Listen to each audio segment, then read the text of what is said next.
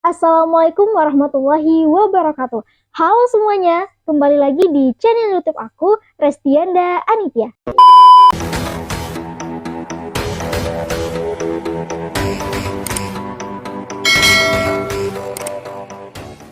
Oke teman-teman semuanya, pada video kali ini kita akan membahas mengenai perbedaan unsur intrinsik pada puisi dan juga pada prosa fiksi. Yang pertama, unsur intrinsik pada puisi. Nah, pertama ada unsur batin, yaitu terdiri dari tema, rasa, nada, dan juga amanat. Tema adalah gagasan pokok yang diungkapkan dalam sebuah puisi. Sedangkan rasa adalah ungkapan atau ekspresi penyair kepada sesuatu yang dituangkan ke dalam puisi. Untuk nada sendiri yaitu bentuk sikap penyair terhadap karyanya. Sedangkan amanat adalah pesan yang ingin disampaikan penyair kepada pembaca. Kedua ada unsur fisik yang terdiri dari diksi, rima, tipografi, imaji, kata konkret, dan gaya bahasa. Diksi sendiri adalah pilihan kata pada puisi. Rima adalah kesamaan nada atau bunyi. Rima tidak hanya bisa dijumpai pada akhir setiap larik atau baris puisi saja, tetapi bisa juga berada di antara setiap kata dalam baris puisi. Unsur intrinsik berikutnya yaitu tipografi yang merupakan wujud estetik pada bentuk penulisan puisi. Secara umum sering ditemukan puisi dalam bentuk baris, tetapi ada juga puisi yang disusun dalam bentuk fragmen-fragmen. Berikutnya ada imaji, yaitu rangkaian kata yang dapat memperjelas apa yang dimaksud penyair dalam puisinya. Berikutnya ada kata konkret, yaitu keinginan penyair untuk menggambarkan sesuatu secara lebih konkret dan berwujud. Terakhir ada gaya bahasa, yaitu cara penyair menggunakan rangkaian kata dalam mengungkapkan sesuatu terhadap karya sastranya. Unsur intrinsik pada prosa fiksi terdiri dari tema, alur atau plot, latar atau setting, tokoh atau penokohan, sudut pandang, dan amanat. Pertama ada tema, yaitu gagasan pokok atau pokok pikiran yang terdapat di dalam suatu karya sastra prosa fiksi. Berikutnya ada alur atau plot yang merupakan jalan cerita dari sebuah karya sastra prosa fiksi. Nah, alur ini terbagi menjadi 3, yaitu alur maju, alur mundur, dan alur campuran. Berikutnya ada latar atau setting. Menurut Tarigan, latar adalah latar belakang fisik, unsur tempat dan ruang dalam suatu cerita. Latar memberikan pijakan cerita secara konkret dan jelas agar memberikan kesan realitas kepada pembaca. Menciptakan tempat atau peristiwa yang seolah-olah ada terjadi dalam suatu cerita. Berikutnya ada tokoh atau penokohan. Menurut Aminuddin, tokoh adalah pelaku yang mengemban peristiwa dalam cerita fiksi sehingga peristiwa itu mampu menjalin suatu cerita disebut tokoh.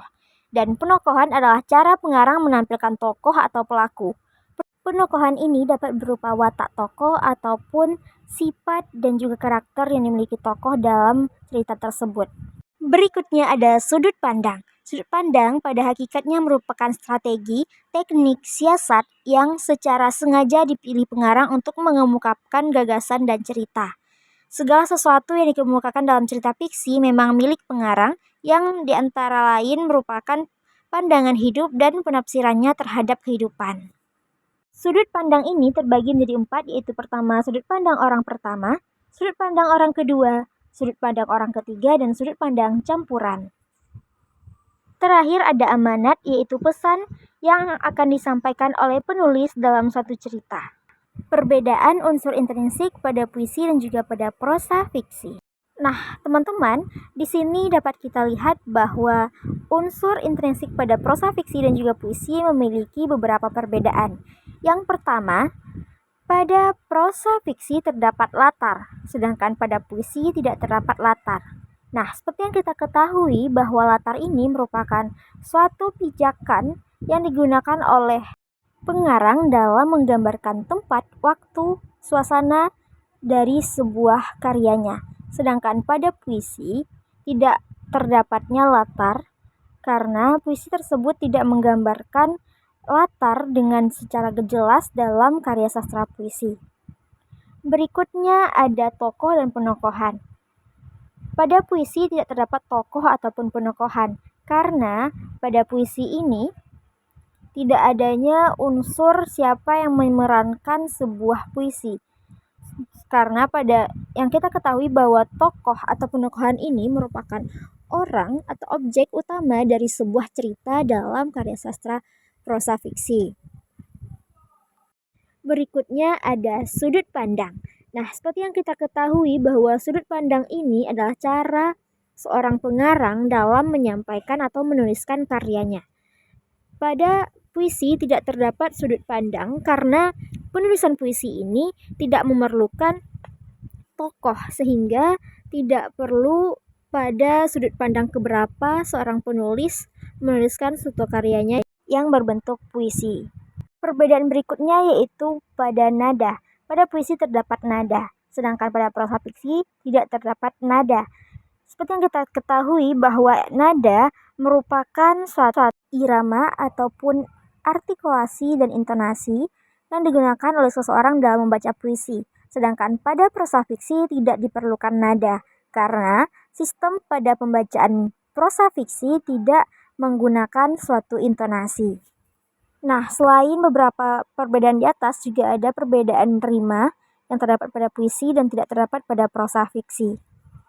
Dan yang terakhir ada rasa yang terdapat pada puisi tetapi tidak terdapat pada prosa fiksi. Oke teman-teman, mungkin itu saja pembahasan kita pada video kali ini. Sekian terima kasih dan jangan lupa di like, komen, subscribe, dan nyalakan lonceng notifikasinya agar teman-teman semuanya tidak ketinggalan video-video saya berikutnya.